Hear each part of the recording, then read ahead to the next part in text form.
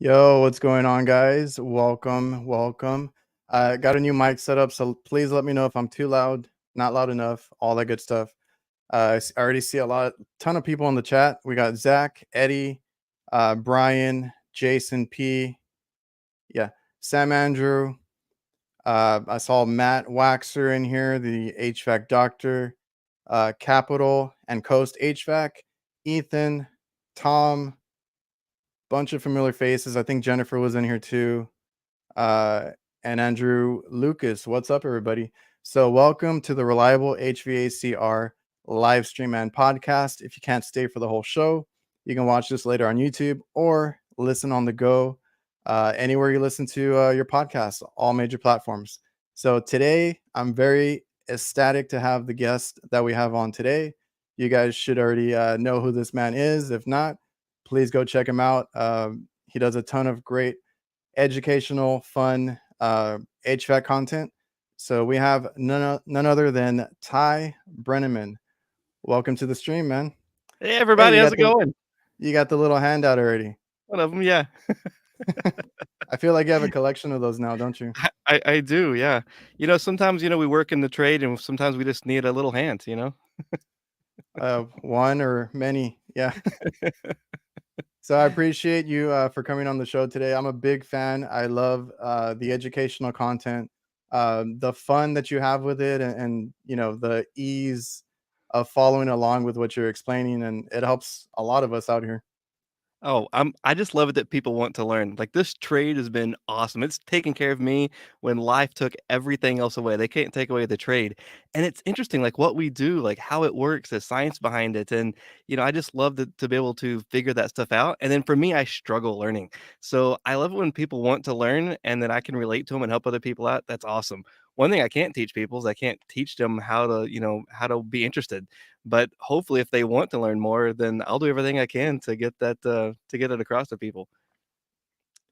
All right, we got Brian. I appreciate the super chat, man. He's like, thanks for having Ty Brenneman, aka Mr. Little Hands. Thank you, Brian. I appreciate that, Brian. So yeah, that's one thing that I tell people, right? Is like you have if you get a skilled if you get into skilled trades, that is one thing that can never be taken away from you. You learn that skill for life, and you can always get a job. You can always feed yourself, your family. So anybody that asks me about the trades, that's my number one thing is you learn a skill for life, and you'll always have a job or a way of getting a job. That's exactly right, and I'm a testament to that. I've been around the world with this and moved right in the middle of the housing crunch. I moved to Miami, and like anywhere you go, you have these skills that can be applied. Exactly. So quick intro on you. How many years have you been in this trade doing, whether it's, like teaching, being in the field, all that kind of stuff? I don't keep up with how many years. I just remember I started in 1995. That's when my dad actually started paying me to do the work. So, I was always in the shop all the time, but my dad did sheet metal, ductwork, roofing, and so we used to rebuild evaporator drain pans. I mean, that's how that's how far back it Oh goes. yeah.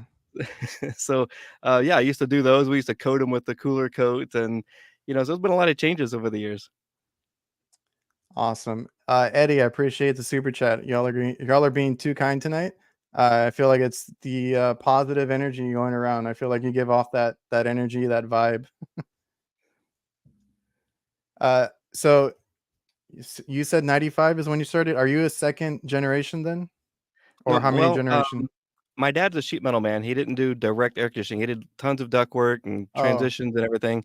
My great-grandfather did air conditioning and real estate and ranching, and so I have his original set of, gauges that I have, in oh no in the way. original box. Yeah, so a lot of my oldest tools actually came, from him, and I still have the plans, some older plans that he had, and it Hmm. talks about heat load calculation for infiltration and, heat loss, and so people say, "Oh, well, that square foot used to be a square foot, per ton," and I have literally the plans that are I need to get them laminated, but they're super old, and it talks about, heat loss, BTUs and per room. So, I tell people it's not new. We just had, some habits along the way that we picked up that we have to relearn. Definitely. So I've been doing this. I'm going on like 16 years, I think. So I feel like maybe I should start collecting things, for later because I'm a first generation, so I don't have any of those antiques or any of that kind of stuff from my dad or my grandfather or anything. But I know another guy on Instagram that actually has or collects a lot of antique like emblems, like you said, the gauges, old mercury thermostats that I've never seen that they would put in these like fancy mansions and stuff. Uh, what are you reaching for there? Oh, so we talk about vacuum all the time, and people are like, "Oh, we didn't have to pull a vacuum before." Well, this is my first vacuum micron gauge, so it's let me see if I can get Is it to is open that up. what you used? Yeah, this is my first one. So when people say, "Oh, well, this new vacuum," I'm like, "Well, it's not new. Like this is what we had. It was a temperature compensated for microns. So yeah, it's not a new thing. It's just now we have digital that makes it so much better. Digital, battery powered now too, everything. Yeah, those are just bad habits that people pick up when they say like, "Oh, I've never done it. We've been fine. Never had a problem or this or that." I always tell them like, "How do you know that you never had a problem? It could have been like a problem for the next company, the next guy, or whatever it may be." Oh, and that's so true, and I've learned that so many times of, "Oh, I never had a problem. I never saw the problem." Doesn't mean that the problem Exactly. wasn't there. And we talk about sling psychrometers. This one's from, like, the early 1900s, um, but it had this brass case, and you still had your wet bulb then at the bottom, and you would literally swing this around to get your, wet bulb and dry bulb and find humidity. So, yeah, all that stuff, it's not new, it's just, it's a lot easier with that digital stuff than having to carry one of these around. Yeah, they actually showed us some of that stuff when I went to school, and they wanted to show us like how it was done before. And then, like, when we were in a class and stuff, whether it was like doing duct work or charging up a system, they wanted us to see or kind of do the old school way of doing things. And then they're like, yeah, once you get on the field, you can have somebody do it for you at the shop or, whatever it may be. And like, I felt old because I had that like to weigh in the charge. It was like a big cylinder, and we would weigh like measure it out, I guess, and weigh it in. Uh, that's as far back as they had us do stuff. Because I don't think I don't think they even had us using scales in class. I think we had to charge with that thing only, and that's how they taught us there. And I still use that tool because it's a great way to show how refrigerant volume, the literally volume of refrigerant Oh, changes with yeah. temperature. And so if you heat that cylinder up, you can see the liquid level literally rises in that cylinder. And that applies to, subcooling in the condenser on a hot day. It also applies to how much refrigerant is going to be in that recovery tank. So even some of that old stuff has, great applications where we can visually see that. We can see the weight of refrigerant, in volume. We can literally see that. So those old things like that, I want people to have because they're great teaching tools. Not that we're gonna use them in the field, but, Yeah. they still have applications. Yeah, and that's kinda why they did stuff like that and having us do even, like, the old benders, the spring, style and different ways. They would have us, do a lot of our little, I guess, projects or whatever we were being graded on, brazing and all that, bending. They would have us do it, you know, I guess as old school as they could, right, for whatever, they had there in the class, but, like, then they would have us do it that way, and then they'd be like, "Oh, when you get out in the field, it's a little easier. You got this tool, you got that tool, but here you're gonna learn it this way," right? And then you get a better concept, and you grasp it a little bit better. Yeah, it's always good to have something to compare to. So if I start using a chart, for example, people are like, "Oh, numbers chart, that's bad." But if I go through like a formula and like, "Oh my gosh, this is just overwhelming. It's too much." Oh, well, we have a shortcut. Now we have a chart. Oh, this chart's great. And then of Yeah. course now we have the apps. And so I've learned if I teach the harder ways first and then I show them and they use the app, now they appreciate the app. And this is a tool just as much as their gauges and it's important to understand how to use it for good purposes. People say, "Oh, I don't want anybody on their phone." I want people on their phone for the right reasons because there's so much information here that makes their job easier and faster. Yeah, and that's the thing, right? When I started, I always tell people this is like there was no, I guess Facebook was around, but there wasn't much. You couldn't go online and find this stuff. I was always trying to find manuals, but even if I did find them, they took forever to download or whatever it may be. Like, all that stuff, it's very different now. Now you actually want people, like you said, on their phone. Like, if you don't know something, go look it up, go look up a video, download manuals. There's tons of companies like Blue On and others, Danfoss, that have these incredible apps, and you can get the literature. And that's always going to be the best way to learn, in my opinion, because like I always tried looking up stuff if I was like at the job site, kind of stuck on it.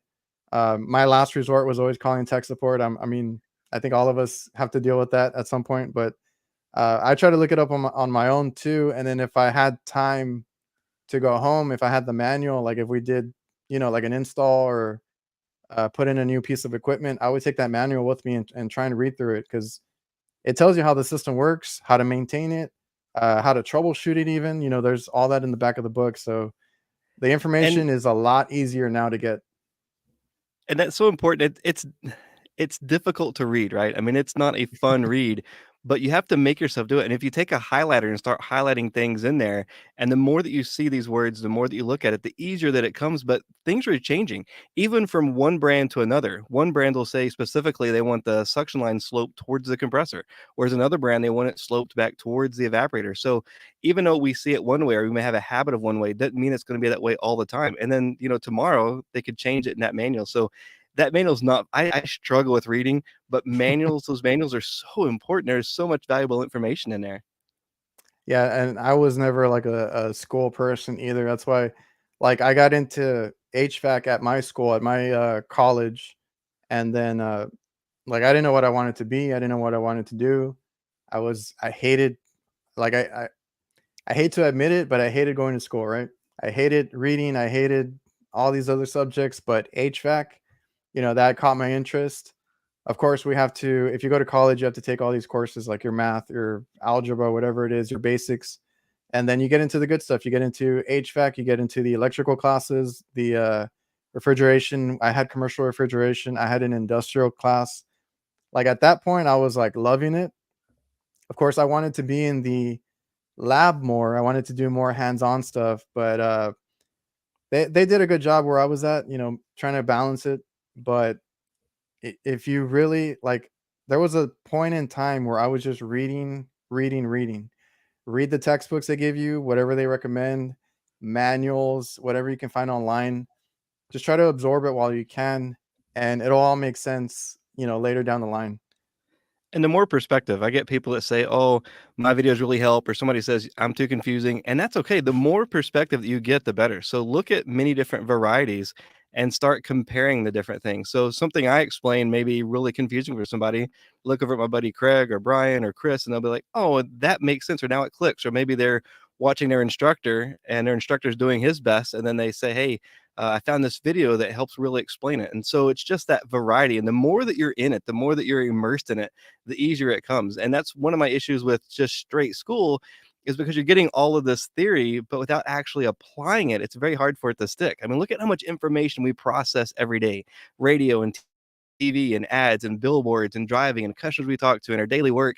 Your mind can't keep all that information. So it has to dump some of it. It's only going to Yeah. remember what either was frustrating, aggravating, or was repetition. So repeating it, seeing that information over and over again, doing it and being frustrated. I know people get in the field and like, "Oh, this is so frustrating. It looks so easy." I'm like, that's good. When you're frustrated and you get it, you're going to remember that forever versus somebody that was told it, they remembered it for a quiz and then it's done. So when you're Yeah. frustrated at work, that's going to be a good thing because you're going to remember it long term. So be okay with the frustration. That's a good point because, like, I honestly, like, I did pretty well in my classes and stuff like that, but I don't remember like half the stuff that we did through the textbooks and all that. Everything I remember is hands-on, little moments where I messed up, mistakes here and there, and the same thing applied when I got into the field. I'll never make the same mistake twice. You learn as you go, and like you said, if you get frustrated, that's kind of a good thing. I mean, it's going to be a bad thing that day for you. You're going to have a bad day, but you will definitely not forget that moment, what you did wrong, and what you could do to do better. The next time, the next day. And that's it. We got to keep trying. We got to keep moving forward.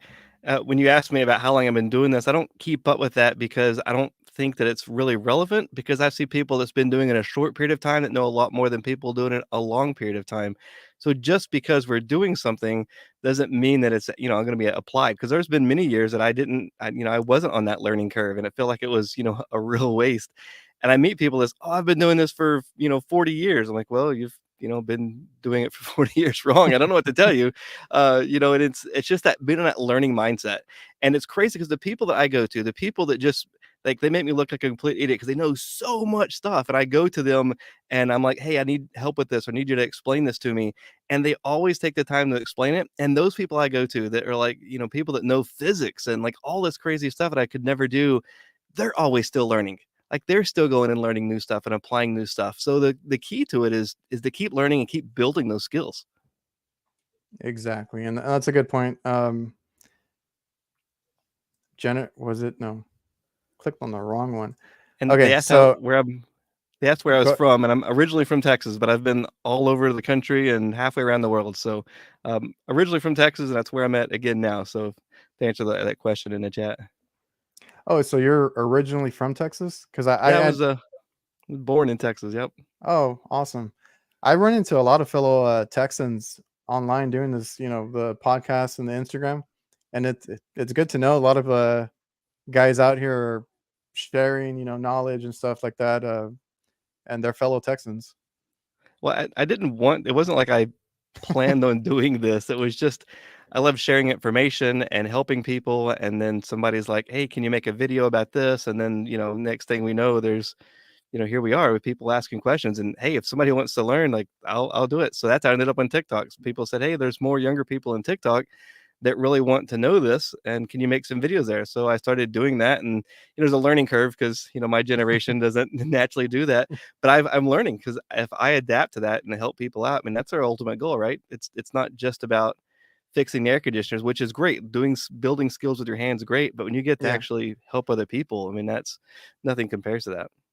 it's a weird thing because like when I started my channel, because I started on YouTube and I migrated to Instagram and TikTok. I'm trying to figure that out too, but uh, I started because I run a business. I was trying to advertise a little bit. Then I was like, that's not working. I was getting people from like all over the country, all over the world looking at my stuff. So then I started posting the work that we do and all that. So after that, then people started saying that this stuff kind of actually helped them, even if I was posting just like mistakes that I did or tips and tricks that I might have learned along the way. So it's a good community. It's growing at a rapid pace right now, and I love to see it. So somebody had asked if I'd written any books, and I had. I'd written a quick reference guide for HVAC, kind of like a Chilton's manual of how to do individual things. And I had a school that wanted to use that and publish it, so I allowed them to publish it, and they fixed all of my massive grammar mistakes.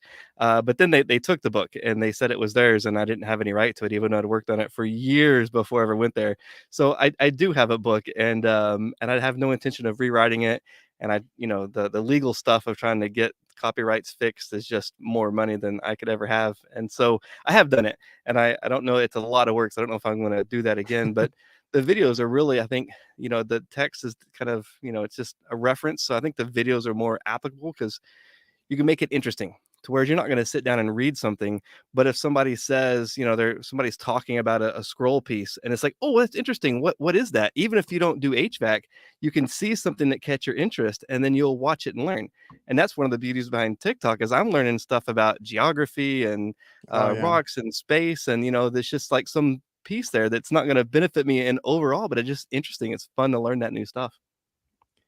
Yeah, and I think I can speak for a lot of us in the trade. We're better at learning visually than anything, and then that's why podcasts are popular now, audiobooks, stuff like that. Because I mean, it's a shame, we don't read as much as we probably should, but it's so much easier. And then for people that are on the go a lot, they can listen to this stuff and take in the information a lot easier visually, with videos, especially like the uh, short form content where they don't have to be there too long and they get the gist of it and they can see it. That's great. Absolutely. Even in the books where I have these really good drawings or really good 3D stuff, just nothing compares to, cutting it open and getting to feel it and see how it moves, and, even smelling the oil, smelling that burnt oil or smelling good oil, and, just that aspect. I think there's a name for that in education. I can't remember what it is, but just that, touching it and feeling it firsthand is really cool. So if somebody sees it in a video and then later they could be like, you know what, I want to start cutting compressors open and see why they failed, that takes you to a whole nother level. So if I can inspire somebody to be like, hey, I want to know why that failed, or to then go to the text and read it, I call that a win. Yeah, to be curious about why it failed and all that, and then just also you have a lot of good information out there where there's stuff that I didn't know about, and I watched one of your videos, and I'm like, oh, okay, that makes sense, or I didn't know that before, or I didn't know that was inside of that component, or whatever it may be.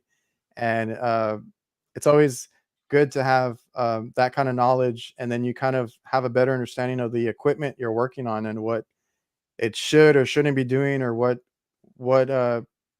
aspects of the, like, if you have an issue going on with it, what can cause that problem, how it affects like a compressor or a valve or anything like that too. That's right. And a lot of the information I got was difficult for me to obtain and absorb and apply it. I worked for a very large manufacturer doing their education stuff, and I had to read and go through PowerPoints. And literally, the class we read PowerPoints, and I despise PowerPoints. But I took all this information and I'm trying to share it to people. So it was their information. I gotta be careful what I share, but then I'm like, hey, let's share this to more people so that everybody can see this information. And sometimes it gets challenging because you get somebody that's been doing it some way for a very long time, and they don't want to hear anything different, they feel like they're personally attacked. If I say, hey, there's more to that, how dare you attack me? I'm like, well, I actually could attack you. I try not to, but sometimes you're having a bad day. You come up in a hot attic and there's somebody just, slamming you. I'll sometimes reply in not the nicest way. And then, an hour later, I log back on and I'll delete it. But, it's not a personal attack when we're learning stuff. It's just, hey, I want to share information. So I've kind of found who I can share information with and who I can't on social media. And I usually send them a private message and like, hey, I'm not trying to offend you, Oh, but I thought you would like to, see this. And most people are really acceptive, and some people aren't, and that's okay too. I just like, hey, do your thing. It's okay. I'm not trying to call anybody out. I learn stuff, and it's for me when I realize like some of the compressors I'd replaced, and I was using the wrong type of I was using acid away, and I thought it was great, and then I learned about it. I'm like, "Oh my gosh, that's not good." I was doing it wrong. I'm not telling it because I'm better. I was doing it wrong, and I learned a better way. So I want to do that to, help people see, it's not about being better, it's about improving, and I'm Of always improving course. every single day. Of course. And I run into that too in person with people that I run into, right? And it's like before this whole Instagram or whatever, being on social media with this HVAC community, I would try and talk to some of the other contractors or whoever was in the supply houses and stuff. And then like you say something that they don't like that, you're trying to correct them or tell them how you're doing stuff. And it's like, oh, okay. Like, back away, I'm not trying to come at you, you do you. I kind of just started letting it go. But then I found this whole community online, and it's like we're trying to help each other be better. It's not about it. Well, hopefully, it's not about attacking each other. I've learned a lot from guys that are in the field, like Chris Stevens and Rick from HVACR Survival. I think Steve-O, everything HVAC is in here too. Seeing the field stuff has been helpful too, and then watching your content, Craig's on AC Service Tech, and Brian Orr, HVAC School.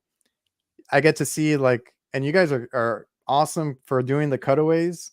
You and Craig, and then Brian's doing that whole visual like animation stuff now. That's all amazing because I soak it in. I can see what's going on, and I can have a better understanding. So all that's been great. Being able to talk to other people on Instagram, YouTube, whatever it may be. And I've even asked you questions about stuff, and Chris, I've asked him questions, and Craig, and I get honest feedback, right? It's not like we're criticizing each other or attacking. It's just being helpful. And it's great to have people that we can rely on. I mean, I've asked so many people so many questions. Sometimes it's like I look back later, I'm thinking, yeah, that's a stupid question. Why'd I ask that? But it's sometimes we just need that, we get that brick wall in front of us and we need to ask the question. We need to be able to feel comfortable to ask that question. And it's great to have all these great people that I can call on and be like, hey, is this right? Or I'll put a video out and there's something wrong and I got to pull it back down, and fix something. I don't fix spelling mistakes. So, just go with that. But, other stuff that's technically wrong, I'm like, hey, let's talk about it. And it's great because these people are giving sourced information. And sometimes it's funny because we'll have like these, really big heated arguments. But when all the information's brought out and you have the sourced information, that's how we really get to learn. And we sometimes get to see when you have an argument with somebody and you're bringing facts, you either learn that you were wrong and you'll never forget that, or that you learn that you were right and you feel good about it and you'll never forget it. So those kind of Yeah. things are, really productive. Yeah, we got Zachary in here. Ego kills your ability to learn and grow. Arrogant people usually know the least and talk the most. I find that very true. And I've been on the ego side, Yeah, I've been there. So it's not like it's not a one set and done. We have to keep striving for that. It's the growth versus fixed mindset. And we naturally end up getting into fixed mindset. And we have to keep pushing to stay on the growth mindset. And that's okay. Sometimes I have people that remind me, it's like, Ty, you were being a little harsh there. And you know what? You're right. And I may argue first, but I'm like, yeah, you know what? You're right. And I go back and correct it or apologize. Even if it's not something I particularly did wrong, you know what? Let's just apologize because that's an easy way just to solve an issue so we can move forward. exactly. So you still work in the field, correct? Because I know we all know you from like the teaching educational videos, but you actually still do work in the field. Yep, I work part time in the field. I was doing consulting stuff last year where I was traveling around solving problems for people and teaching their techs on the job how to solve their own problems. The problem was companies kept wanting me to work for them and they would take on more and more stuff. And I'm like, I'm not here to be your employee. Then they would get mad that you wouldn't work for them. I'm like, I don't want to be owned, I guess. I don't want to be working for Yeah. one individual person. So this year, a friend of mine, he needed help this year. And so I've been here working locally, helping him out and because that pays better than anything else. And but I tell you, this year was been rough. I always remember, going in attics, but I don't remember it being this hard. So sometimes we remember things differently. We have that romanticized about it because I swear attics this year have gotten hotter and more humid than ever before. And really, it's not the case. It's me, right? I've gotten older and fatter, and it's good though to be in the field. And so we talk about the theory, we talk about the stuff. I feel it's also important to keep applying it and to keep seeing it and see how that applies to changes, such as the inverter systems and variable refrigerant flow systems. So I think it's important to stay in touch with the field as much as possible, even if an instructor only has to do it for, a week at a time, to be in the field to make sure that what we're teaching and that theory is still relevant, or how to adapt that theory to what's happening right now. Yeah, and so you were a consultant before. Now you're doing. Is it like residential work, commercial work? What kind of work do you do? Residential and commercial both. Yeah, Oh, so you I oh, go like ahead. walk-in coolers and freezers and refrigeration. That's what I really like. But you gotta really be married to that. You can't just come in and do it a little bit and then leave. Residential and like commercial, I can come in, solve problems, fix stuff, and I can come in and out as I need. So I'd really like to do more with the supermarket, because that's fun, all the controls.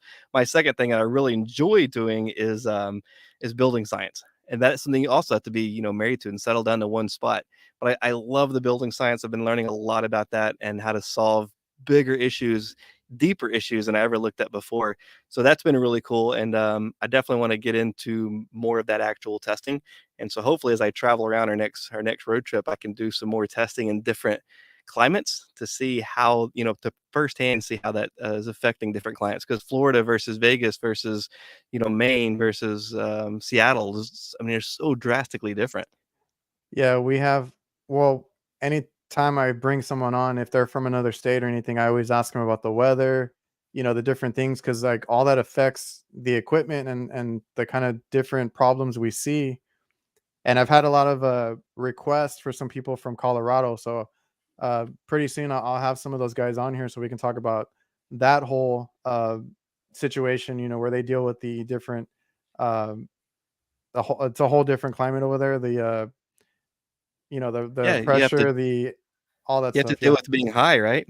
I mean The, altitude, sorry, altitude, altitude, right? yeah. I was trying to remember the word right now. I was like, yeah, the altitude. They have to deal with that, and it's very different versus any other place, honestly. So here we deal with a lot of like humidity, dry heat, or not dry heat, humidity down here. I think up north, they get dry heat, and it's a very different type of heat, type of heat too. And I feel like this summer has been pretty hot. I'm gonna blame it on the weather. It feels a lot hotter on the roof this year. So I try to take measures to, stay out or stay in the shade, stay covered. I'm getting old too, so I feel like I just got some tool bags with wheels, make sure I try to carry the least amount of stuff, lighten the load a little bit. Whatever you can do. I just bought some knee pads today too. Hopefully I'll remember to put them on. Well, doesn't the equipment come with knee pads? That, comes in a little clear plastic sack? Oh, wait, those are instructions, I'm sorry, I keep getting those mixed up. If they even make or if they even put them away in the unit. Sometimes I don't even find them. Oh, no.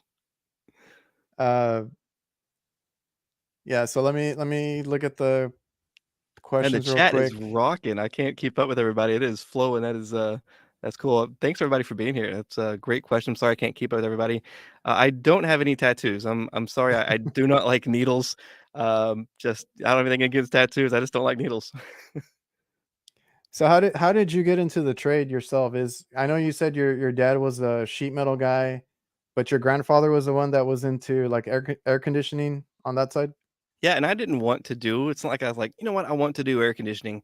I wanted to do, farm and ranch work, and, I had a guy that wanted me to come out to his ranch and run it for him, and then I talked to these people like, "Hey, that's great now, but in 5 years from now, you're gonna be tired, and there's gonna be some other kid out of high school that can do the same thing, and you won't have gained anything."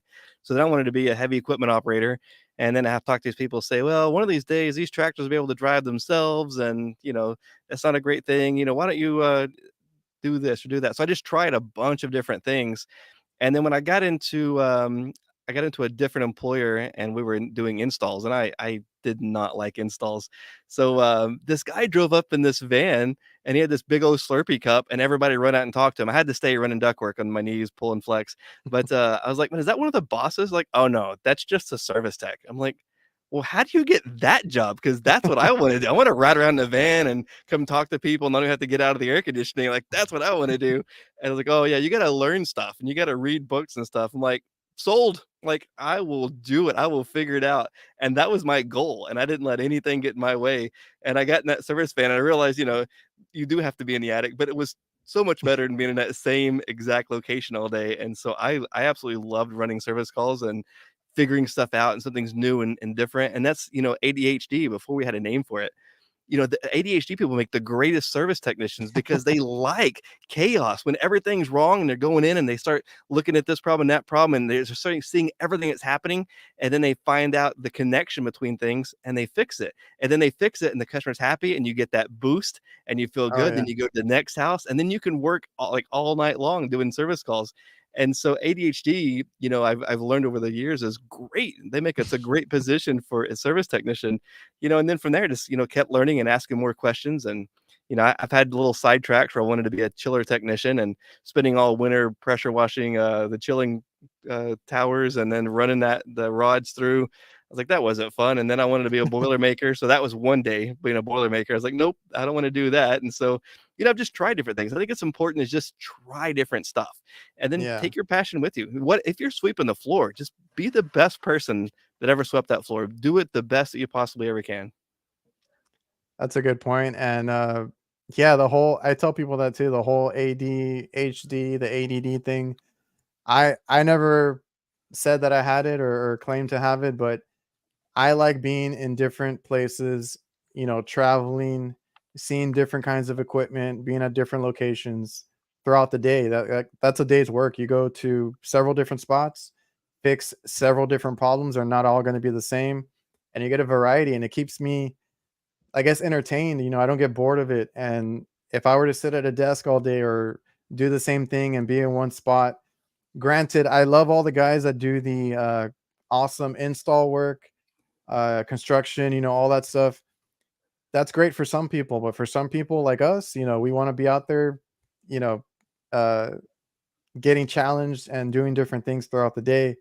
And I love traveling, so like I said, we service about 2 hours each way. So sometimes I'll hit up, the beach that's close by here, and that's my service call or two for the day there, and then I'll head out to the middle of nowhere and the other way and be out there for a couple hours too. So And variety it's is great. And it's cool the people that you get to meet and the stories and the connections. And you'll get that lady that will make you your favorite pie when you come out, or you're at the penthouse in South Beach, Miami, that only a few people get to go to. In Texas, I was driving out to a service call and there was zebra, like, and his private bridges and zebra running out there. And I was like, what where am I? In Las Vegas, getting to see some of those mechanical rooms. I mean, it's just there's so much cool stuff in HVAC. So when somebody says they get, bored of the HVAC, I'm like, how? Because there is so much to it. You can never learn it all. I'm trying. I'm falling way short, but there's so much to it. It's such an awesome trade. And that's great. Like the whole, like the people you get to meet, and then you get to network with all these people, and like you said, they might help you out later on. Or we do commercial work, so I do a lot of restaurants, hospitals. People always ask me if I eat at these places. Like, yeah, they're gonna offer you free food here and there. You might not want to take it every day, but there's little perks there. You get to meet great people. They'll take care of you if you take care of them. That rewarding feeling that you get them their equipment going, that freezer that breaks down in the middle of the night. I have to deal with plenty of those. The eight for me on the AC side, it's usually because they have a dining room that people eat in. Customers will walk out. They'll lose money on that kind of stuff. So their AC has to be working. All that stuff, you figure it out, you fix it. It's rewarding too. And these people are greatly appreciative that you go out there and fix it in a timely manner. So all that stuff is interesting to me, and I get a joy out of it most days. I mean, some days I'll come home late. I'm tired. I'm frustrated. I don't want to deal with it. I'm like, I'm not, I'll think about it tomorrow. But, most days I enjoy it. That's exactly right. Every day is going to have its challenging. But the thing that we forget is the good days wouldn't be so great without those challenging days. I mean, if everything was a good Yeah. day, we would just take it for granted. So having those days that are challenging, I look back at some of the worst parts of my life where I didn't even know if I was going to make it. And it's just, those times really give us the appreciate what we have now. So there's always things we want more, we want to do more, but it's important for us to also look back and look around and see, a lot of other people, everybody in America, even people on the street can go and get food somewhere. So we are so blessed just being here in this country, and we have opportunities. And so yeah, sometimes life happens and there's obstacles and things get in their way, but that's the journey. That's part of what we do. There's where so much growth happens. So that destination where something's easy or fun isn't the true win. The true win's that path getting there. And when I'm teaching, that's what I love about teaching, is because there's so many people like me that are difficult, with learning. So when I get to Mhm. see people like me, I can identify ADHD pretty early on, and those are the people I really strive at, because the people that's naturally, good at learning, it doesn't matter if it's, just a boring presentation or if it's active, they're still going to learn. But if you have Mhm. somebody that's having a hard time focusing, like me, um, and if you can keep that person interested, then you're winning on two different fronts. And that's what I love about teaching, is because it's something different all the time. You can have a classroom, the same class, and put one new student in that same class, and it changes the dynamic of the entire classroom. And then you got to figure out how to explain something all over again, because this doesn't work anymore. I used to connect with cars, with automotive, but now we have generations that didn't work on cars and garages, so they don't understand about starters and Mhm. tires and brakes, and so you have to figure another way to relate to them. And it's challenging, but it's fun, like having to think, how can I explain this where they'll understand it? How can I change this up to make it more interesting? And it's that is has been more fun than the service side, because now you're getting to work with people changing and air conditioning sometimes, which is super awesome. That's awesome. Jennifer had a question. What is your favorite book? Oh, my favorite book now is the one from Brian Orr, about the wanting to learn. I'm sorry, I can't remember the name of it right now. That's probably my favorite book, because it's so many things that I have said and I've been promoting, and I just couldn't put it into words. And Brian put that in the words about training new generations, about your own path. There was so much stuff packed in that one thing. That has to be my ultimate favorite book. I don't think there's anything else. I've already gone through that one twice, and I have my note cards and my highlighters, and I write my notes on the side and have my index card so I can see it as I read. But that would have to be hands down my favorite book. I might have to check that out. That sounds like an awesome book. Oh, and an audio version just came out too, so it's even Oh, easier. even better. Let's see. Zachary, teaching is the hardest job on the planet. I second that. I know how hard it is. It's also it also truly push your knowledge and understand the topic to the limit. So it is. I don't downplay that whatsoever. Teaching, I couldn't do it. I've actually been asked about it if I would ever want to, and I'm like, oh, I don't know about that. My wife just brought it in, the book, Unconformed. That was the name of it. You're absolutely right. Teaching is the most challenging, because you can't just, with the mechanical, if something breaks, you can find out what broke and you can find out what to do to even make it better. But when it's a person, there's not just a one thing that you can fix. And even at that, even if you get somebody that's really excited about learning, like there's only so much you can do. And if there's somebody that doesn't want to learn, there's only so much that you can do. So your job is not to fix the people. Your job is to make them one step better. Wherever they are, get them one step better, get them excited about it. And when you get that part down and you learn patience, because I didn't have patience when I started teaching, but you learn to have patience. I've learned more by teaching than I ever did by action in the field. I've had so many times I'll be teaching something to somebody and they keep asking why, and I keep going deeper. And then I've had these moments where I had to literally stop, be like, you know what, that explains in 2003, this one call that I couldn't figure this out. Like you had this epiphany. It's like, now I get it. So when you're teaching, you learn more. So like the school systems, all the education systems are so broken. Don't do it because you're going to try to make any money, because they don't pay. Don't do it because it's going to be easy, because it's the administration is so frustrating. They don't understand or appreciate trades at all, for the most part. Do it because you're going to learn more, and you're going to be able to help somebody else understand more. Yeah, awesome. So did you? I know we talked a little bit before the show started, but you didn't go to school yourself, right? I mean, did you learn in the field? Did somebody teach you this I trade? barely made it through high school. I had one teacher that I was about to drop out because I was working. after school doing different things and making more money. So I almost didn't make it through high school. And then I had one teacher's like, "Hey, just get this one certification done, this one thing, and you can go on from there." And so I did, and I had no intention of going to college. And our college didn't have any kind of trades at all. It was like, "What do you want to be for the rest of your life? You're 18. What do you want to be for the rest of your life?" Like, I don't know. I don't want to be in the classroom. And Yeah. now I'm in the classroom. So no, I didn't go to trade school, but I don't think going to college means that you college and learning are not always connected. Learning happens all the time, and college is one path. A good community college is a path. There's some great instructors out there that fight the hard fight every day.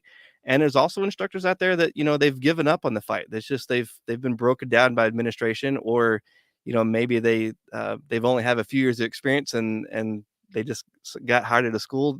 I'm trying to be politically correct here. Um, and it's frustrating because there's a lot of people that depend on somebody having that knowledge. And I think that the colleges need to appreciate everybody needs to appreciate tradespeople, because we saw Yeah. it during the shutdown. Like, if without the tradespeople, we're not the society's not going to run. So we need to appreciate that. So the trade schools need to actually appreciate the trade that they're teaching and promoting. They need to appreciate the instructors, and they need to also be teaching the instructors. I don't know how many times I've been to trade schools and an instructor hasn't learned anything new in like 20 years. And I think if you're going to be teaching, you need to be learning more than you're teaching. So it's just some of my frustrations about that. But I mean, it really comes down to, we can't fix everything. We can only do what we can do.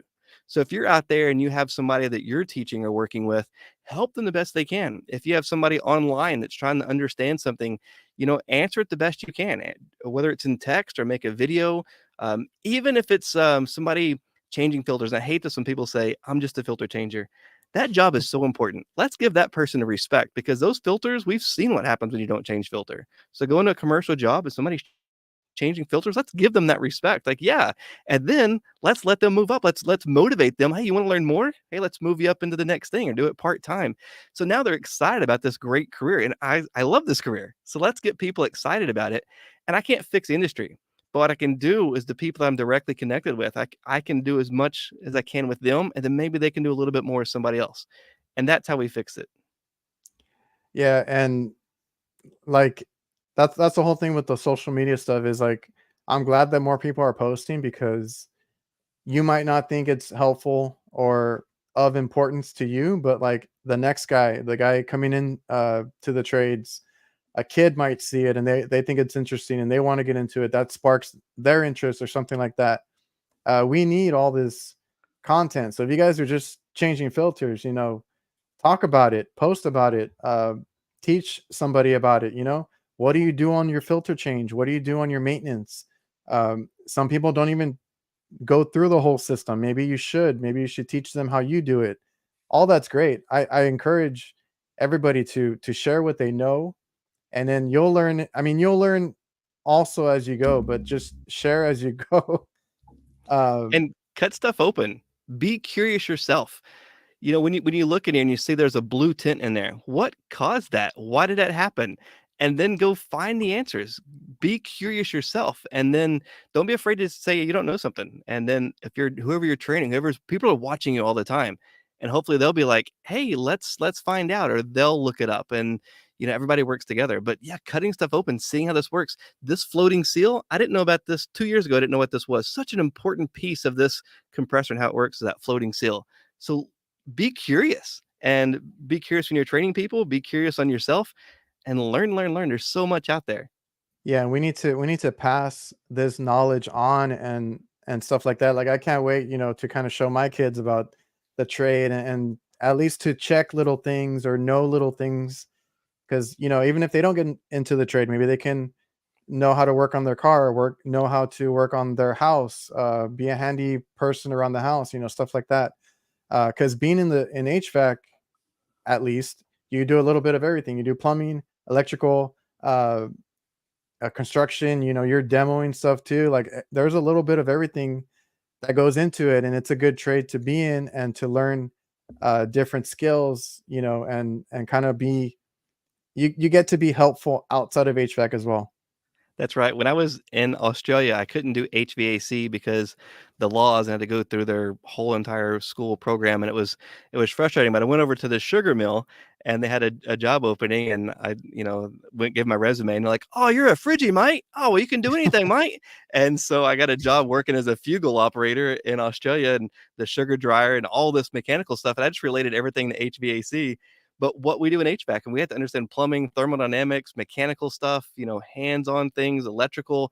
Like really, we have I think the most complicated of all the trades because we have to understand everything else. And it's cool when you get to apply that to other things, whether it's automotive or, working in your own house or taking your toaster apart. Like there's HVAC components in all of this. Yeah, like I had an episode last week about I had because I do mostly kitchen refrigeration, and we kind of do that like the ACs in the restaurants and stuff like that.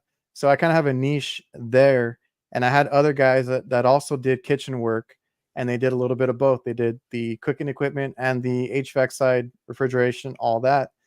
And we were talking about it because they're like, yeah, we get a little bit bored on the hot side and the cooking equipment because it's all the same.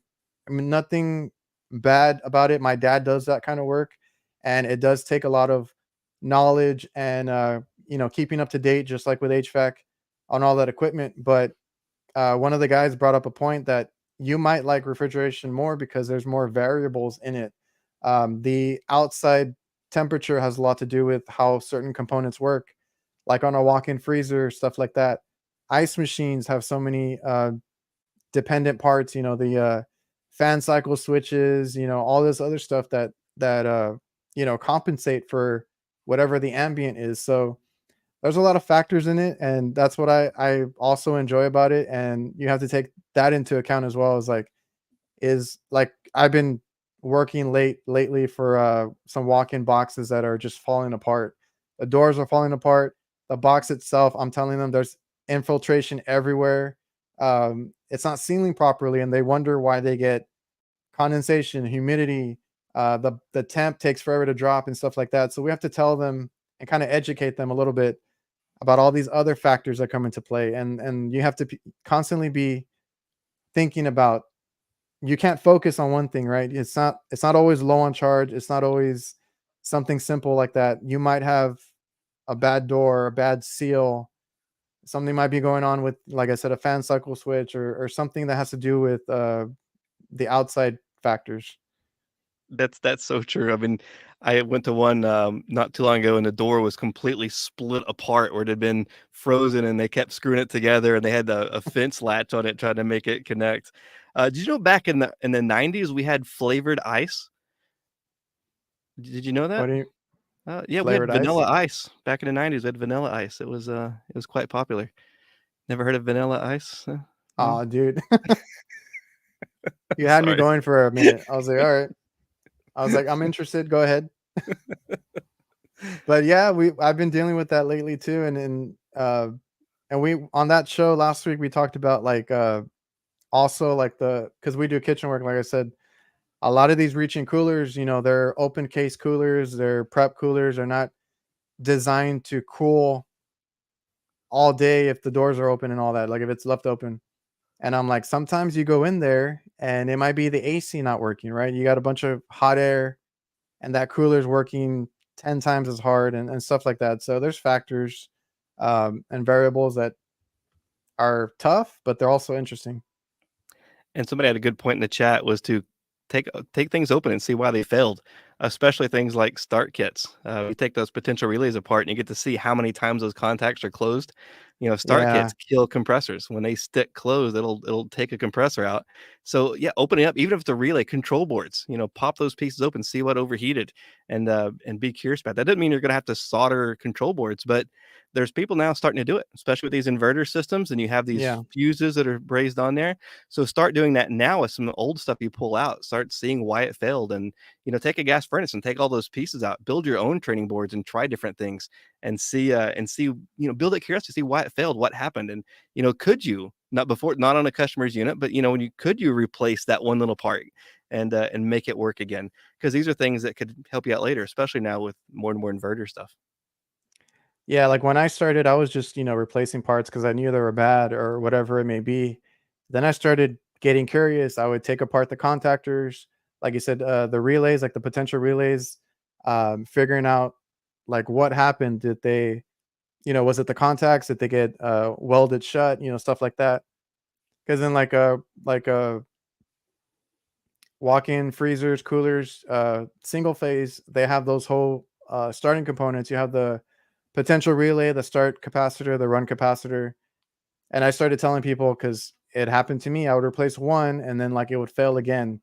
But you need to replace them and see why they gave out, because the capacitor might have given out, but it was actually the potential relay that got welded shut or something, and it made that whole problem uh, or whole headache that you had there. And the more you know, the you'll know for next time. And all the experience is good. And just being curious, like you said, taking apart, like I took apart contactors, relays, anything I could. I haven't got into the whole cutting open like you, compressors. I know a lot of people do it now, and it's interesting. I like seeing it. I actually saw one of yours where you were talking about copper plating on I think it was on compressors, because there's not enough people pulling the right amount of microns or pulling a deep enough vacuum, and you have all that issue. Yeah, the copper plating, and it makes the compressor work harder. Those are the ones that end up failing, all that. And we talked about the vacuum being important, but another thing that's a big issue is taking the hoses off. Just by not purging them out correctly, or going through those extra steps, or bleeding it through the manifold, and there's that little air gap. We Sure. were using these before. I call them analog probes, and a friend of mine hates it when I say that. But the lollipops. We didn't have hoses, and we use this in refrigeration a lot. And so, when people refuse to go with the digital probes, I'm like, well, at least use these, Yeah. because that way you don't have to worry about any contamination, or you really reduce the risk of contamination. Let's put it that way. Yeah, like I said, when I started, I kind of went out there and I had to learn as I went. I was not aware of all the proper procedures and stuff like that. And I used the manifold for everything. And then I quickly realized, it's hard to purge all these lines and get everything out of these hoses. And even when you would take off the hose, right, the refrigerant that gets left behind when you're disconnecting, all that's from the hose. So yeah, if you don't want to use probes, use the stubbies. Some people even use the short hoses too. Like I work on a lot of ice machines, and that stuff is kind of critical on the charge. So you got to be careful using hoses. So whatever you need. I mean, there's like you said, this stuff has been around forever. Like it's not like probes were the first version of this. We had those analog stubbies and stuff. It's always been around. It's just whether you have the right habits or not, or the good practices. That's right, and there's so much to this. Don't try to be the perfect tech all the time. Just try to do something better as soon as you can. Just try to do a little better way. Learn something new, try a better way, build those skills. Because you don't want to be doing this and then after 40 years you realize you've been doing it the same way you did, the first 1 and 2 years. You want to be thinking, bigger, because new technology is coming. New ways of doing stuff are coming. I mean, I know everybody hates microchannel, but it's here, and you got these little bitty it's not going to focus. These little bitty micro channels, and if you don't braze with the nitrogen flow, you're going to clog up those compared to the giant tube and fins. I've been waiting to work on one because I had one leak, but it was like 5 hours out, and the other company, I think the other company said they needed a new compressor or something, and they said they needed like two of them, and I'm like, that doesn't sound right. So we went out there, we found forgot what was the first one had a wiring issue, so it was never going to come on. The second one emptied out, so it has a microchannel, and I guess they nicked it with the because it had hail guards. It was a train RTU, and they nicked it. So I was like, I'm not gonna just replace the compressor. You have a leak over here. The whole thing leaked out. So they need a microchannel repair. I just haven't been approved for it yet, and I just haven't had a chance to work on too many. But we did put in an RTU that's here close by, and they have microchannel evaporators too now, and I've never seen that before. So I started seeing that, and like you said, you might not like it, but it's coming. It's supposed to be more efficient. Uh, the volume, all that kind of stuff plays into a factor, but it's coming whether you like it or not. You're gonna have to work on it. That's exactly right, and the more that you're familiar with it, then the easier it comes. Somebody had asked they wanted to see the The hand hands. collection, so I have, whoops, I never get this right, yeah. I got a whole variety of them like this. It's I don't know, it's just kinda quirky and fun and just, whatever you can do to change things up. In my classroom, we kept Crayolas. So we would do refrigeration cycle and crayons and we'd color things in, to add. And so this is just black and white paper. Let's make it more interesting. Let's make it more fun. And so we'd have crayons. And sometimes you get somebody that's like, I refuse to use crayons. I'm like, okay, fine, do whatever you want. Like you're an adult, but it's more fun. Let's play with fun stuff. Let's have fun with this. And I used to be very strict and very proper, and I used to plan everything out, and I realized no matter how much you plan, you can't plan your life, and so let's just have fun along the way. Let's have goals, absolutely have Yeah. goals, work towards them, but yeah, let's have fun along the way and work around the problems. Yeah, if you're, if it's not fun in the classroom, I mean, you're just not gonna wanna be there, and, it's gonna go in one ear and out the other. Yes, and I let them color outside the lines, We have Tom here. He said he taught his son. It was I was talking about it earlier. I would hope to teach my kids, some of the skill trades and stuff. So that's cool that we can pass down this knowledge. Like you said, a skill is something you learn for life, and it's something you can pass along, right? You teach somebody how to be a HVAC, electrician, plumber, whatever it may be. They have that skill now that they can do whatever they want with it. Whether they want to go look for a job for that, get into a neighboring trade, because like some guys, this is not their first trade, the HVAC stuff. They get into it because they did something else, whether it was being an electrician or something like that. You might get into a different trade, getting your foot in the door.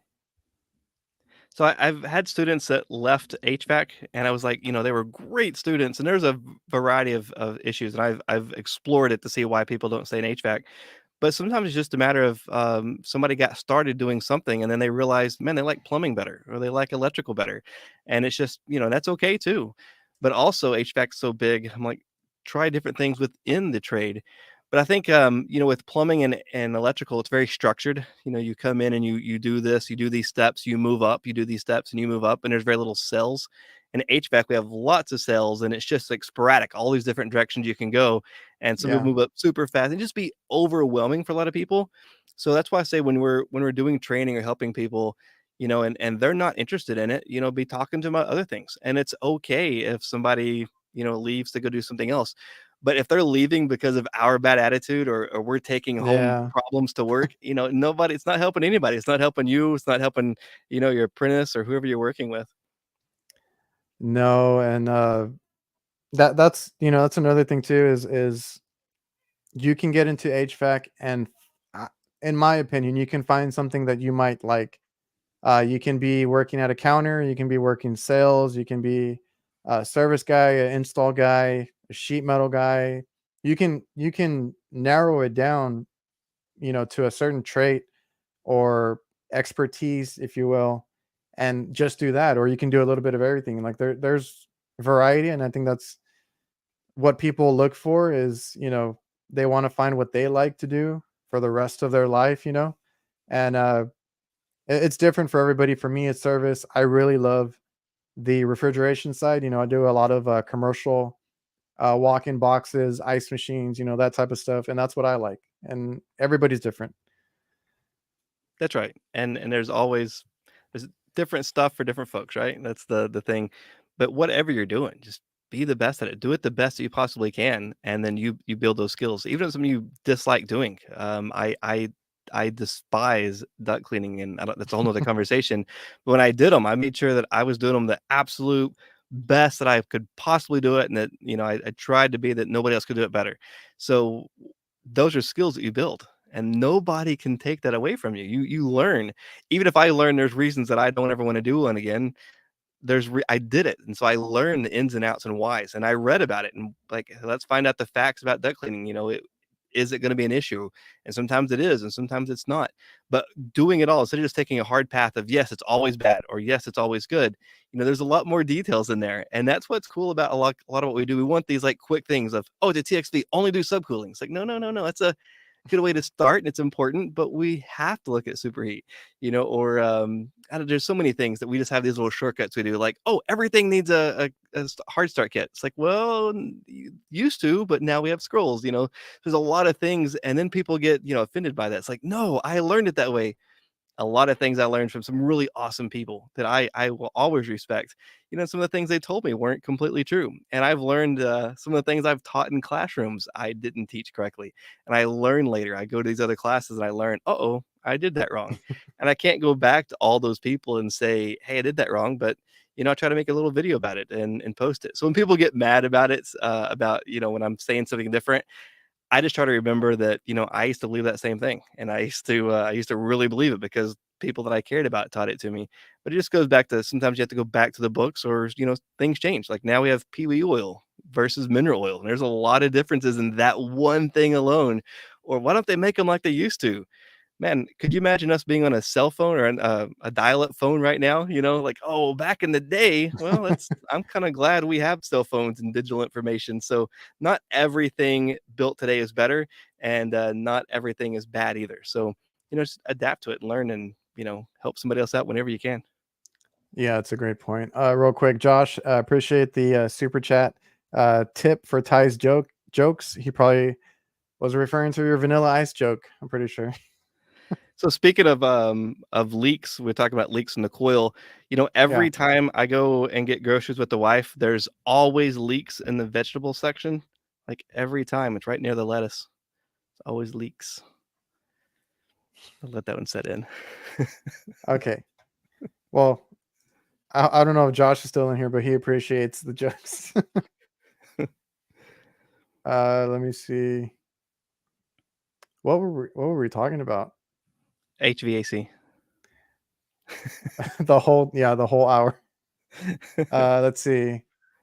We talked about you learn on the job then, right? Yes. Yeah, Or did and going home, bringing the manuals home, and I had some people that were really great teachers, and some of those really great teachers were super frustrating. Like I had one guy it was Friday night, and I called and I had the wire from the blower motor that I couldn't find out where it went, and he said, he made me look at the wiring schematic and figure it out, and he would not tell me what the wire was, and I knew he knew, and I was so mad. Oh, I was so mad. But that thing right there taught me so much, because he forced me to go look at the wiring schematic, and then once I did it, it wasn't as scary anymore. And then I did it more and more, and then I realized, wow, this is a cool little trick. Like I have a shortcut here that nobody else knows about, that the manufacturer usually puts on there, and that was a big step helping me understand electrical. So yeah, there's always something new to learn and something different. But just because whoever's training you or teaching you is aggravating you doesn't mean it's a bad thing. Um, it can be a very good thing. And so some of the people aggravating me the most, I learned the most from. Yeah, I've been there. You get left to figure it out on your own, and that's sometimes that's the best way to learn these types of things is you being hands-on, figuring it out. Like you said earlier, getting frustrated, those will be imprinted in your memory there, and you'll never forget that. I ask people sometimes in class, I'll say, who had a bad driving experience? And like everybody will raise their hand. Tell me about the car, the color of the car, where it happened, exactly. They'll tell you all of these details, right? They tell you every little detail, the driver and like everything. And then I say, okay, now tell me about all of the drivers that did really good, like the people that let you in, the people that didn't aggravate you. Tell me about all of those details, and they can't, right? They can't, Yeah. because that aggravation made your mind remember it, because it's aggravated. So it made you remember. It's a learning tool. So in class, we'll go out and do stuff to aggravate the students, not to upset them, but we'll go out and I'll have them do a task, and I won't tell them how. Let's go pull a blower motor. I'm not going to tell anybody how. And they're frustrated. And some people figure it out. And some people go grab a hammer, like, no, no, no, no, no, no hammer. And then I'll take them in the class, and then we'll talk about how to do it. Then we go back out and like, oh, this is so much easier. Why didn't you tell us this the first time? It's because I wanted them to be a little bit, aggravated, a little bit frustrated, so that when they got the answer, they would remember it long term. Yeah, everybody's talking about your joke in the chat. I have um, really bad jokes.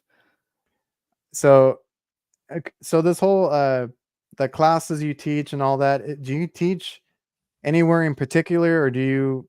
I know you travel a lot. Is this something you do when you travel? You teach?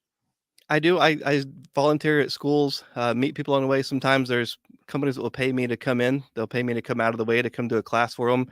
Sometimes I do classes for different individual companies or a supply house. Pay me to come in. I don't teach at a set school anymore. The very Oh, last okay. school I was working at, Las Vegas, was super aggravating, and there was a lot of things that were dishonest, and I just can't bring myself to go back into that. So some of the for-profit systems are out to hurt our trade instead of help our trade, and all they do is saddle people with debts. And so even though I'm helping people with that, I just can't be a part of saddling somebody with all this debt without them actually having the skills to be successful. So I don't see myself going back into a direct classroom anytime soon. And then there's some of the community colleges that have asked me to come work with them, which I'd be interested in. Except at Hmm. this point, I just really enjoy the nomad life. My wife and I, we love to travel, so we take as much of the year as we can, and we just live on the road, traveling around, seeing different things, meeting different people, and I get to do classes. So I feel like I still get to teach with my videos and YouTube and all the other stuff. I still get to teach and answer questions, and I can Hmm. really help a lot more people, I think. And then I still do work when we need to pay some bills, and then the rest of the time, let's just live on the road. I don't have anything to sell. I've had people like, if you sell this, we'll give you this much money, and I just don't. I don't have any problem with people that do. I don't want to be tied to that, and I just like to be free. So I'm not going to have a private jet. I'm not going to go around, getting paid $1 million or $300,000 to tell a company how to make their sales increase. And most of the stuff I do is free and volunteer, and it's okay. I think my goals and my riches are not of this world, and whatever people leave, that's fine. But some people, like, they want to have the private jets and money, and they go for that. And I see a lot of people are super stressed about that, and I'd rather be happier with fewer than more miserable with a lot more. Yeah, we run a business down here, and it can be stressful at times. So, it's cool that you travel. I think I had seen it's probably on your Instagram. You have some hobbies. You like to off road. You like to camp. Are those your what you rather be doing? I guess. I don't think it's rather be doing. It's one of the things that I just really like. So with ADHD, I'm seeing stuff like all the time, and my mind's running 1,000 miles a minute all the time. So when I do photography and I'm looking through the camera and the lens, it focuses me on one thing, and I can just look at one piece of information. So that's super relaxing. And then when I'm out in the mountains or on a beach or in the desert, and it's just me and my wife, and there's no phone service or anything else to worry about. We just get to really just be free and be happy, or we get to meet people. We're driving around, and whether it's just somebody we meet at the gas station, we strike up a conversation, or it's somebody that knows me on social media, or old friends, and we just get to go and hang out with them and just, have a beer, have a drink, and you get to see about their lives. Or if they have time, they'll show you around some of the cool things in their area. That right there is priceless. Like, nothing else can touch that. When we're climbing in an old mine, we do mine exploration, which I don't do. It's stupid. We shouldn't do it. But me and my wife, we like it. So we risk our lives and go do some of these, crazy adventure things. And I think that's what, a lot of life is, an adventure. So I am a Toyota guy. I have a 1999 Toyota Tacoma that's needs repair. We're kind of tight in funds right now, but we're going to get it fixed, and we'll be back on the road hopefully next year, and do more exploring. That's awesome. And everybody has their own definition of happy, successful, whatever it may be. Some people want to go and build that big fortune company. Some people want their free time to be free, and enjoy their other hobbies or whatever it may be. You don't have to be like married to HVAC 24/7. I love my job. I love fixing stuff. I love refrigeration in particular, the commercial side of things. But when I get home, I try to leave that at work. I know I run a business. I have to do little things here and there, paperwork, emails, phone calls when I'm here, but for the most part, I want to enjoy my family time, and I try to keep it separate. I have hobbies too, I'm into sports, other stuff. there's other things that I want to do. You don't like if you see us talk about HVAC and how much we love it and this and that, we do. We really do. But a lot of us, we want our own lives outside of HVAC, right? So that's You should why I try to ask people about their hobbies and stuff because there's more to life than what we do at work. you should have a hook on your door by your house, and you should have a hook, a little plastic hook on the outside of your service fan. So when you get home, you take your work problems and you put them on that hook before you go in the door. And then when Hmm. you're going to work, you should take your house problems and put them on that hook before you get in that fan. It's crazy that when you get back home, there's not as many on that hook, and when the next day when you're going to work, there's not as many hanging on that service fan door. So, we work to live, we don't live to work, and I love this trade. Like I everywhere we go, my wife gets we go to a new place, she gets aggravated. It's like, okay, go look at your ductwork, do a heat load calculation in your mind, and get it out of the way. And she knows to do that, and then she'll start talking to me because I know that I won't. I love her, and I try to give her as much attention as I can, but she's the way my mind works. So she Yeah. lets me, run my mind and explore. And then she's like, "Are you ready now?" I was like, "Oh yes." And then so then we'll talk about whatever she wants to talk about, or we'll talk about the heat load stuff together because she works in the trade too. She does sheet metal with my dad, and Oh, she climbs up on roofs and tears ductwork out. And yeah, so she's super hard work. I think she works harder than I do now. wow, that's interesting. So that's cool.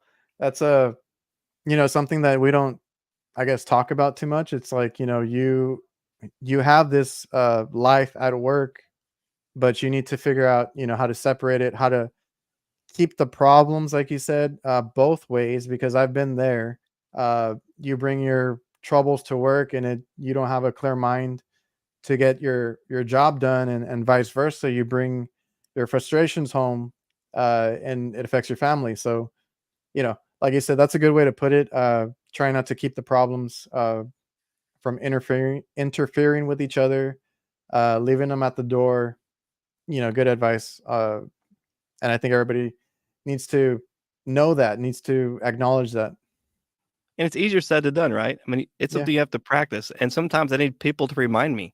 And I have friends that will say, "Hey, Ty, yeah, I think you're going a little too far. Or you're leaning too far in one direction." And I have friends and people in my life that will that I can trust to acknowledge me. And I may not want to hear it at the time, but we need that. And that's what's that community, that friends and those people that can come in and be like, "Hey, I think you need to calm down." I've had an argument one day. It was a couple years ago about some stupid thing, and a friend of mine, because ADHD, you focus on one thing. So if you have a problem, you focus like all of your energy in this problem, and you need an outside source saying, "Hey, let's step away from that," and it's okay. And we need that's why we have people in our lives, right? Yeah.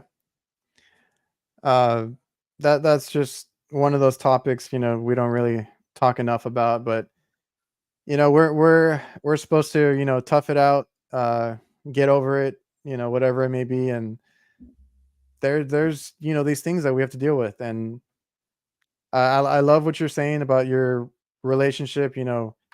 She knows how your mind works. She lets you deal with that first, and then you have your time with her. I kind of have the same type of relationship too, and it makes a world of a difference because, like you said, sometimes we're just hyper focused on something or whatever, and we need to just kind of figure it out a little bit or get over it and move on to the next thing, and then you'll be fine. So, good advice.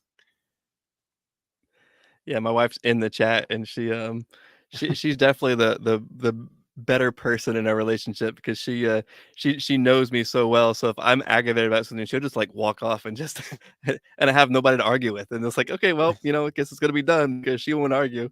And it's she's super awesome. Like I don't know if I don't know how to live so long without her because she's been absolutely awesome in my life. So it's amazing. And then she's from Vegas. Like she worked in an office and she lived in the same city most of her life.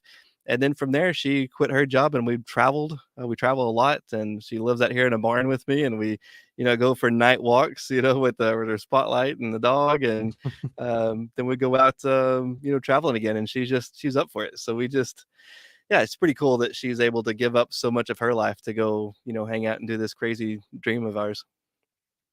That's awesome, man. And like you said, I know you're doing more online now than in person teaching, I guess, but it's a good reach. I'm glad that you're on. YouTube, Instagram, TikTok. I don't know if you have anything else that you post on. Do you? I think LinkedIn's the only other one. I don't do the Twitter thing. I don't understand how it works, and people get so Yeah. angry there, so I don't do that one. But no, I think TikTok's my favorite because I can make a video that's over, like 3 minutes long and have more time to really, talk about something in more depth, and I can reply to people with a video, which is cool. So it's more interactive. I think that's my favorite platform of all. And then YouTube, of course, that's where most of our income comes from is like actually, YouTube. That's gives us enough to pay our basic bills, and then so everything else from that is for food and and travels. Well, that's right. You're doing awesome on those platforms. I think you have a good reach. Uh, and this whole online community, YouTube, Instagram, TikTok, you can reach so many people. I have so many people that even message me, and I'm like, what am I doing over here? But other countries, other states, it's all cool. Everybody learns from the way you do things, or however they want to uh, take your content. They learn something from it. That's a great feeling. I love it. So I love the content that you put out. Thanks, and that's only because I have so many people helping me and still teaching me. I'm still learning, so everybody has something they can do to help somebody else. And okay, so you have a lot, like I said, you and Craig have a lot of these cutaways. Where do you get yours in particular? Because like you have so much compressors, valves, reversing valves, all this stuff, and a lot of it I don't get to see because we don't see heat pumps here. I don't see open compressors all the time. It's cool to see that, but where do you get this stuff? So, I've been collecting it when I'm teaching. So the schools don't ever have a budget for us to actually buy stuff. So I buy stuff myself to teach with. So it's just been a collection. But now most of my stuff I see now is I go to my junk pile or my friend's junk pile, and I grab stuff out, and people ask, "Hey, I want to see this." So okay, let's cut it open. And let's show it real quick. The compressors, I think it's important for people to cut open. All you have to do is just cut that very top section. I'm going to move the camera. Everybody, hold on for a second. You Mhm, don't have to cut all of this down unless you want to make a cool display. If you just cut off this top piece right here, first drain the oil. So if there's no oil, then you know why it failed. But if there's oil, cut this off. Then you can take this top piece. This is the muffler plate. mhm. You take that off, and that accesses the majority of the scroll. So by looking at this top piece, you can see if it's been signs of overheated. This one's all clean, so we're good. If it's been overheated, that's from high compression ratio. Then you just take these little Torx star bits off. There's usually 4 of them. And then you can see the guts. You can see the floating sieve has been overheated. You can see all of the guts of the scroll. This one's still bolted, but all the guts of the scroll, you can see if it's been out of oil. And then when you take all that loose, you can see the top bearing. So if you know you had oil in the system and this is all worn out because of no oil, then that's from liquid floodback. So liquid floodback washes the oil away from this top bearing, and then this will be the one that wears out. Or you can see like this one, copper plating. It's bright and coppery. So just by cutting just that one part of the head off and taking those 4 bolts off, it'll tell you a lot about the system. And that's awesome. Like I said, I've learned a little bit more, or actually been able to see from the cutaways that you guys do. Is there like a technique? Did you have to, kind of learn, or I can't even think of the word, but learn as you go how to cut these things open? So the compressor, definitely want to wear safety glasses, gloves. I can tell you the bad story there, so make sure you're doing that, and then use a grinder with the protective blade on it, the cover, because my dad loves to take those off, and if that blade comes apart, it can be an issue. But yeah, I just a 4.5-inch grinder blade, 2 of them. Keep the blade nice and steady. Take your time. Just cut all around the top. And then once that's done, I mean, that's your hardest part. And then if you don't have one of the Torx a star bit, usually a multi-point 5/16 wrench will loosen it most of the time. And if not, you can just grind it off, just grind the top off. But that gives you access to see the main important parts of it. But really, just the first thing is draining the oil. Like if there's no oil in there, well, you don't have to take anything else apart. Why is there not oil in the compressor? It's somewhere in the evaporator or the lines. Let's go find where the oil went, because otherwise the new one's going to have that same result. Now, if we did have oil, then let's find out why it failed. And so if we can find out why that motor failed, that compressor failed, we can save the life of the new one. Yeah, good information. You said you traveled the world too, right? Because did you mention New Zealand? Yeah, I spent about I think it was a few months in New Zealand. I spent a year in Australia, a few months in New Zealand. I spent a month in Vietnam, a month in let's see, the People's Republic of Laos, about a month in Thailand, a month or so, maybe it's 2, I can't remember, in China. Been through Canada and the Bahamas and Belize, and God, I can't think of all the places that I've been. You've really been all over the world. Not all I over. asked. I want to be. I asked because Capital and Coast had mentioned. I guess he's from New Zealand, uh, and he would love to show you around if you're ever in his area. Well, I definitely got to go back because I got to show Perla. But I hitchhiked there the entire around both islands of New Zealand, so it's definitely a so much beauty in that country, and the people are so friendly and nice. And we would hitchhike, and people would just bring us over and let us stay at their house and cook meals for us. I mean, they're like the nicest people that I've ever met. They were so cool. And there's so much to see in such a short area. Like there's waterfalls that you see so many waterfalls. You're like, oh look, another beautiful waterfall. It's like it's just such a beautiful country. And I love that when I was there, anyways, their biggest issue was, and it was posted everywhere, was don't cook after drinking because people would go home and they would start cooking, they would pass out, and it would cause fires. And it was a legitimately real issue. Oh, But I was thinking, what a great country where that is your biggest problem. Like, don't don't go drinking and start cooking. Like I just loved it. It was such a great place to be. that's awesome. I'm just gonna read off some of the comments that I've seen. Zachary, your heart is in teaching. That's where it needs to be in education. My hats off to you for that passion. And I know who is it? I don't know if they're asking you if you have a Patreon. I started setting one up. I don't think I ever finished it. I keep getting asked that, and I need to just do it. So it's just a generational thing. Like, don't ask for help, and Yeah, so I need to just get over that because it's just a stupid personal thing. So I just need to do it and just be thankful for the people that are donating because I don't want to take that away from somebody. It's just, but I don't want to be like I'm asking for it too. So I need to just do that. I'll get it done this week. How about that? And then if anybody wants to, they can. If they don't, that's okay too. So, but we appreciate anything that anybody can do. that's awesome. I can't find the comment, but somebody had asked if you, or I think it was Capital and Coast from New Zealand. Do you have anything on the horizon coming up? Anything going on right now? So I'm going to be teaching at the about Generation Z at the ACCA conference in Indianapolis, and then I'm going to be at Brian Orr's event in Florida, and that's in I think January, February, and then in I think it's March I'll be at the HVAC Educators Conference in Las Vegas, and so those are the only things we have planned. Everything else is going to be let's see what happens as we go. Awesome. Yeah, I think I had seen like I've seen you at these events, like when you post on your social media. That's all. That's cool. You do these. I don't know. You speak, you teach, you do all these different things out there, and it's spreading awareness, spreading uh, information. So I appreciate that too.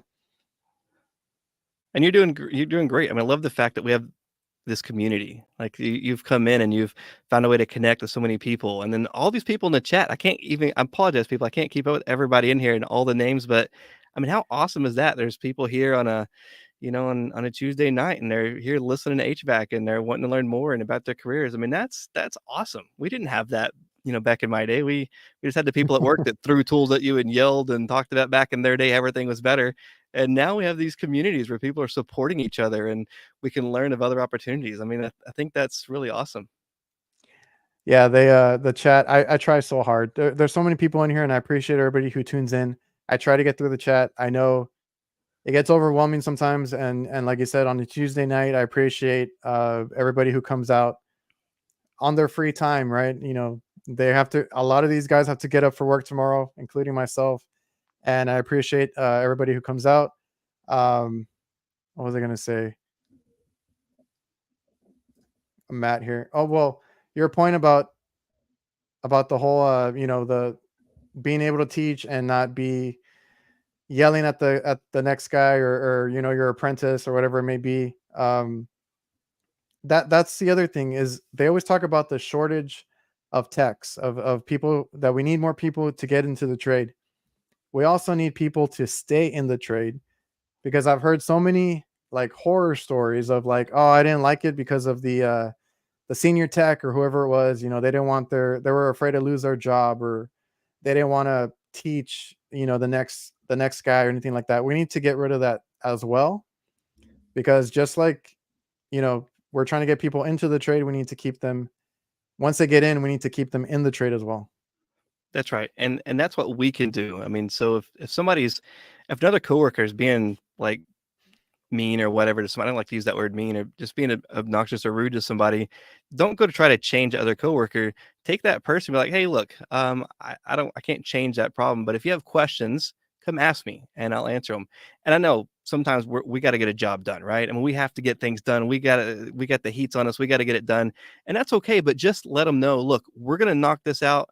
We're going to talk about the why later on the way home. Or if you do snap at somebody, say, look, you know what? I was stressed out. I apologize, because we're all human. Like, it's okay to make mistakes. It's okay to get mad or angry or frustrated. That's okay. But we also need to appreciate that we're working with humans. And let's say, I remember I was such an idiot back in the day. The people told me so many times, you're not going to be anybody in this trade. You should go do something else. And I was told that so many times. And we just got to be mindful that other people started out not knowing this trade. Nobody was born knowing HVAC. And it's just be mindful of other people, right? It's not about babying anybody. It's just, having some mutual respect. Just simply mutual respect. Respect the other person. And if they don't know something, we'll explain it to them. And if they didn't know it the first time, that's okay. So repeat it again or find other ways of making it stick. It's okay. But just simply, my dad told me, everybody you meet, you give them a level of respect. And from that point, they can either build on that or they Mhm. can detract from that. But you give everybody a level of respect and go from there. And I think that's where we got to start. Is we get so from where we learned, having to protect our egos and all that, and we have to just be tough and rough, and and there's definitely some job sites that you have to have that. But we got to remember that, hey, we want to increase this trade and get good people in this trade. Let's start with taking care of them, because really you can go out and make more money driving, delivering stuff now, or investing in other projects. So HVAC, when you start out, doesn't pay all that well. So if you only pay a low wage and you treat people like dirt, well, no wonder that you end up with people that don't want to work and that aren't all that motivated. So we can't fix everything, but we can work with the people that are around us. We can help them. And I don't want anybody looking up to me for anything, but I'm hoping to inspire some people to think, hey, you can do something better. Because if I can do this with all of my learning disabilities and spelling errors and all this, if I can do this and figure this stuff out, anybody can. Because I know you guys out there are so much smarter than me, but just do what you can. Start doing what you can and keep learning and helping people, because that's what this world's really about. When the money and all said and done, it's going to be like, how did we help anybody else? How did we help mankind? How did we help our fellow community? Yeah, and that's one of my, like little taglines now is like, "Hey man, if I can do it, you can do it." Like I was not great at school. I was not great at retaining stuff, but like, once it clicks, it clicks. You'll realize, some of the stuff that you learn in the beginning, makes more sense later down the line, and so on and so forth. And we're not all, like you said, we're not perfect. I've been that person where it's like, I have somebody riding with me. I get frustrated, on certain calls, and it's always I like to train or teach people the way I do stuff, or whatever it may be. There's those calls that just get you sometimes. Like you're frustrated, it takes you longer than it should. It's a weird issue, intermittent issue. Like you're like, oh, like you're frustrated. And that's why I always tell people, if your senior tech or whoever you're learning from is visibly frustrated, doesn't want to talk or anything like that during the call, yeah, back away, ask them on the way home or something like that, like on the drive or after the call. And more times than not, they're going to answer your questions after the fact, after they got it fixed, after they finished the job. They feel so much more relieved and open to talking. So that's another good point. Yeah, I can't talk my way through a call. So if I'm doing something, I can guide people through it. But if I'm doing the work, it's my mind's running Yeah, so fast, I can't slow down to explain everything I'm doing, and I can't do it on camera like Chris Stevens. I don't know how he does that. He I records it know. and talk. I can't. I've tried that. I've tried to get footage. That's not my way. I can talk about it when I'm looking at it directly because it's just in my mind. But to a new problem I haven't seen before, yeah, that's just not my ability. So when I'm having to diagnose something, I need that clear mind space. And so I just tell people, give me a little bit of space. Let me think way through it, and then I'll explain it to you. And everybody's different. Like how people work and think and process information is different. So yeah, just being respectful of that. And if you're a new learner and you're working with somebody that's has got that chip on their shoulder, you can learn a lot from them. But first, you got to get them to trust you. I used to carry tools for people, and I would never ask anybody to carry my tools. I used to carry tools for them, volunteer to ride at them on the weekends or when they're on call, and just sit there quietly. Sometimes you're in the truck and it's just this awkward silence because they're not saying anything. Not to say anything. And then Yeah. eventually they start, I'm going to show you this little shortcut nobody else knows, or, and you can eventually Mhm. break them down. So as much as I want people to be teaching other people, on the same time, new people coming in have to realize there's multiple generations ahead of you and there's a lot of set in your way stuff. And you have to get them sometimes to open up to trust you. So we both got to come together. I'm not blaming any one side, Mhm. but both sides have to come together and to work together and learn. That's a very good point. It goes both ways, and I hope people understand that. And if you like we were talking about, if you can't get the answer during the call or when you're working there, if you're working with somebody, ask afterwards. Ask questions afterwards. And people always say, ask questions, ask questions. Sometimes you need to wait because you might be irritating that person, but you can ask your questions later. It's either you ask them during or you ask them after. It's either one. There's no right or wrong way about it. It's just, know who you're with and how to read, the room, I guess. Yeah, that's it. Yeah, Eric, Adrian, check out color codes. Once you understand them, you can communicate better with different personalities. Made a huge difference in my training and management. I have that book. It's a training guide for that. Yeah, the different color codes of how the personalities, and the general how the people think, because we think that everybody thinks like we do. Well, you should Yeah. do that because that's how we are. So understanding those other, I think there's 4 basic ones. It's been a while since I've gone through it, but definitely I highly recommend that because it definitely makes a difference. And somebody asked where I got my sign from. It was, I think it was an Amazon thing. It was like $40, and I don't promote Amazon, but that's just where I got it from. It was super cheap, and it was like, "Oh, I like it. I don't care if anybody else does. I like it." Let's see. I think that was it. And yeah, the whole book thing, like I need to check out like that one, color codes, and one you mentioned earlier from, I think you said Brian, right? Yep, Brian Orr. Unconformed. And it's really inexpensive, and there's so many. You could go through this book a few times and get tons of information, but I think it's my favorite book. And like I said, there's an audio version you can get, super affordable. Buy has different perspectives. If you like it, that's okay. It's fine. We can disagree. It's okay. Nothing wrong. Yeah, because I have like I have my textbooks from my classes and different things behind me in a bookshelf, but I wanted to, because somebody on my other show recommended a book, and then like now here in the chat, and then the one you were talking about, I need to get into these little books to read, in my downtime. Let's see.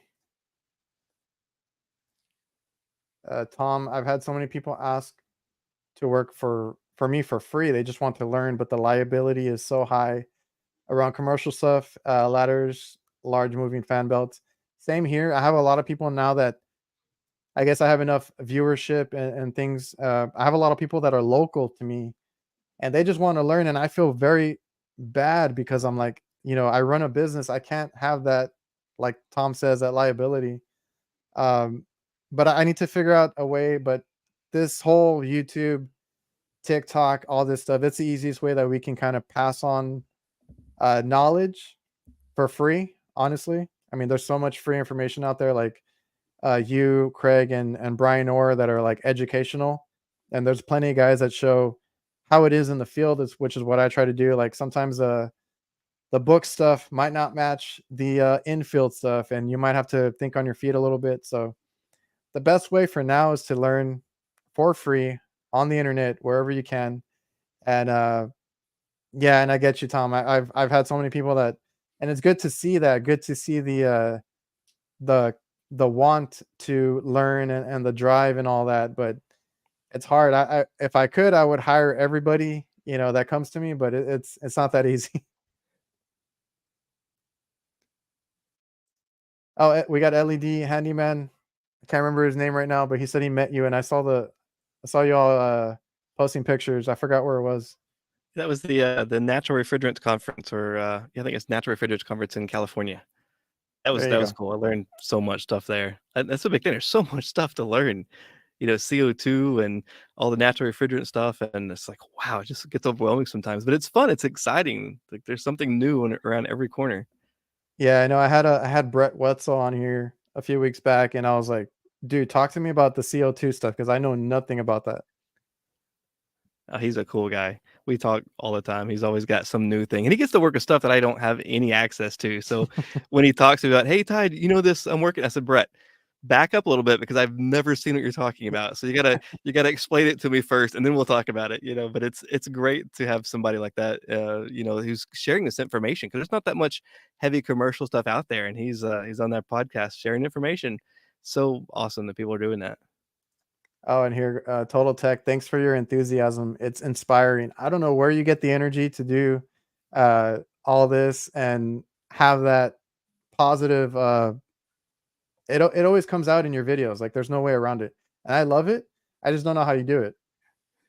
I just love this stuff. I don't know that there's anything else. It's just I get excited about it, and it's just been a great trade. Why not share the good stuff that happens? Now there's tough times, but who cares? Nobody wants to hear somebody complaining. Like honestly, you get the friends on Facebook that you care about them, but they're always negative. So eventually you just stop listening to them. So nobody cares about the negative stuff. Let's just share the positive stuff. I mean, that's all that really all we can do. There's plenty of negative out there. The news, the media, newspapers, like there's always something going. It's the end of the world every single day. So hey, let's share Yeah, some positive stuff.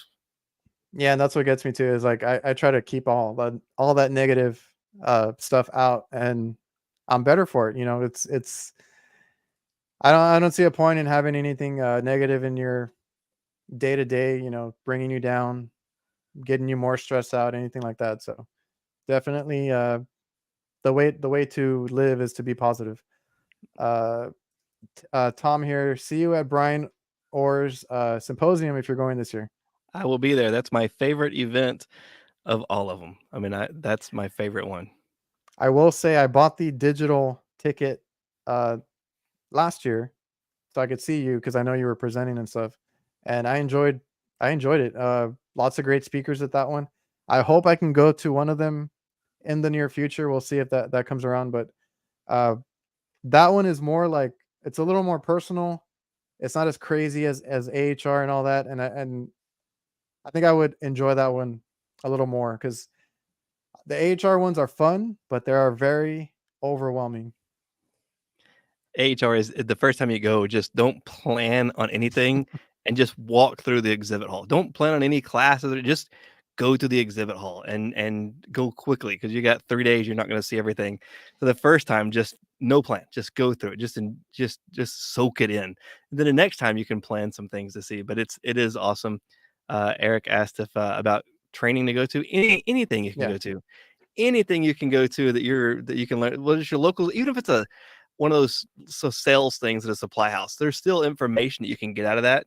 Just if it's a sales thing, make sure that you're looking up the information because there's a lot of stuff out there that's really good marketing that doesn't always it's not always truthful, but you can still learn something. So the HVAC Educators Conference in Las Vegas, that one helped me a lot with teaching and understanding other instructors had these same problems. Brian Orr's event connections, the personal people, the conversations, people that can disagree, industry experts that can disagree about something and still, talk about it and go out later. And sometimes it gets heated, like, like, oh my gosh, are they mad?